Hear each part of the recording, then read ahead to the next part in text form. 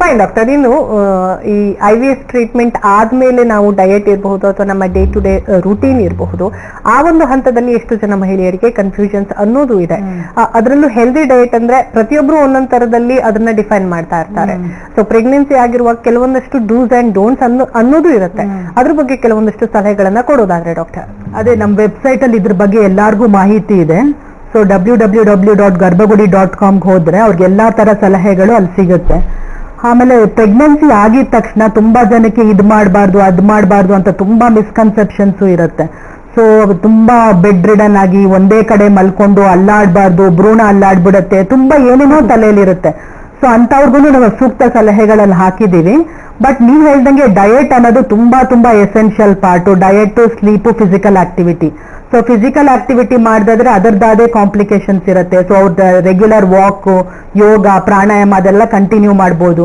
Plus nutritious diet ಅಲ್ಲಿ iron rich food, calcium rich food, so ಇದು fresh salads, freshly prepared food ಅದೆಲ್ಲ ತಗೊಂಡ್ರೆ ಅವ್ರಿಗೂ ಆಹಾರ ಚೆನ್ನಾಗಿ ಹೋಗುತ್ತೆ. ನ್ಯೂಟ್ರಿಷನ್, ಬೆಳೆಯೋ ಮಗುಗೂ ಚೆನ್ನಾಗಿ ಆಹಾರ ಸಿಗುತ್ತೆ.